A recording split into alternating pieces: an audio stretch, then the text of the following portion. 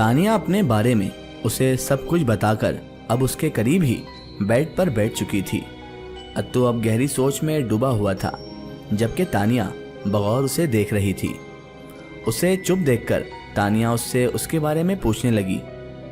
अत्तू, तुम क्या करते हो? तुम्हारे बारे में कुछ बताओ। वह उसे अपने बारे में बताने लगा।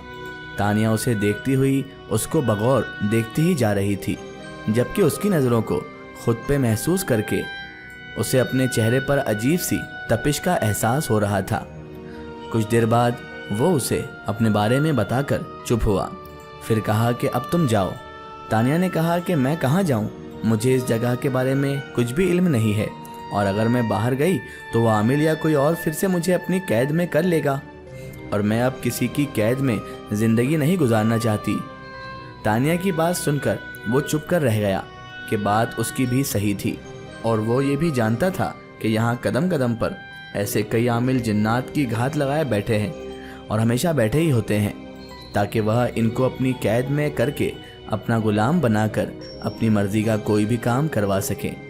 उसे चुप देखकर तानिया ने उससे फिर से मन्नत करते हुए कहा कि वह उसे यहाँ कुछ दिन रहने दे, फिर वह कोई और महफूज ठिकाना ढूंढ लेगी और यहाँ से चली जाएगी। जिस पर अत्तू राजी हो गया कि उस बेज़रसी जिनजादी से उसे या उसके घर वालों को किसी किस्म का कोई नुकसान नहीं पहुँचेगा। ना ही वो जिनजादी की बातों से ऐसा लग रहा था कि वो किसी को नुकसान पहुँचाना चाहती है, ना ही वह दानिश्ता तौर पर उसे नुकसान पहुँचा सकती थी।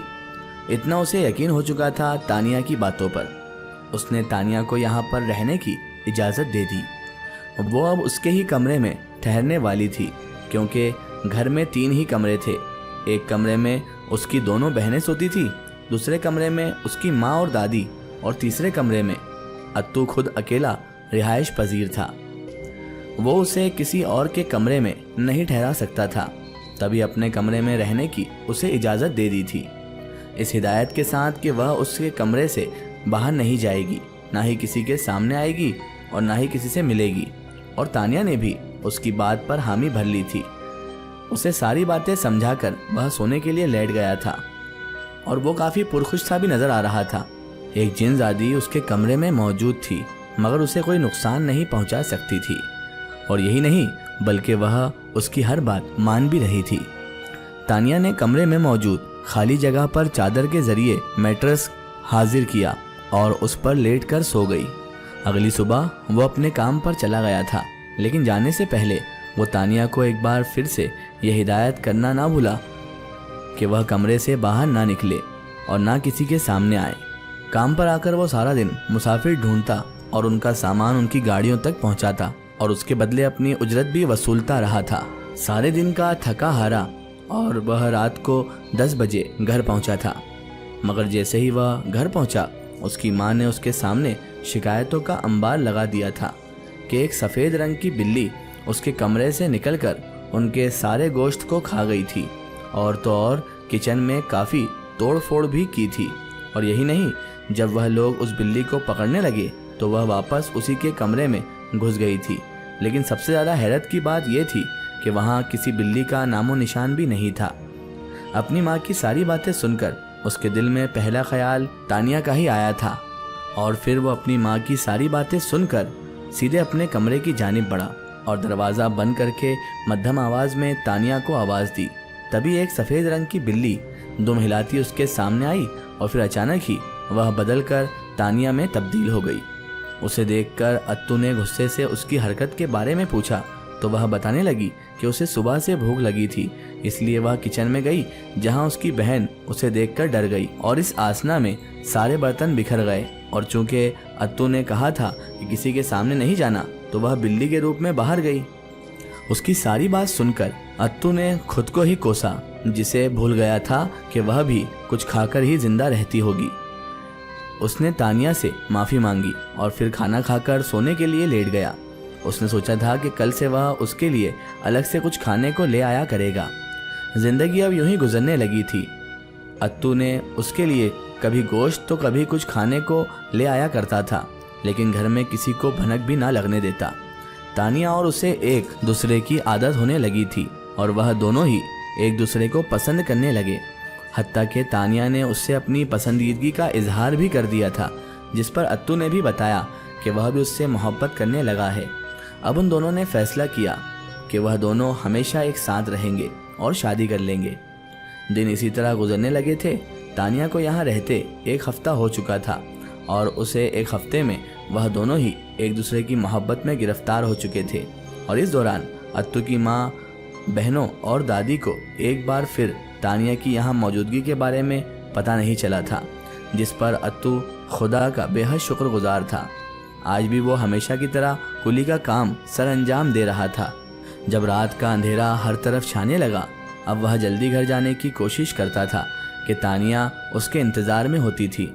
उसने आखिर मुसाफिर का सामान उसकी कार की डिक्की में रखा और फिर उससे अपनी उजरत वसूल करके मोटरसाइकिल पर सवार होकर घर की जानिब रवाना हुआ। स्टेशन घर से काफ़ी दूर था, तभी वह मोटरसाइकिल लेकर यहाँ आता था ताकि अपने आने जाने में उसे किसी भी किस्म की मुश्किल का सामना ना हो। वो अपनी मोटरसाइकिल पर बैठ गया और घर की तरफ जा रहा था जब अचानक रास्ते में उसकी मोटरसाइकिल का टायर फट गया।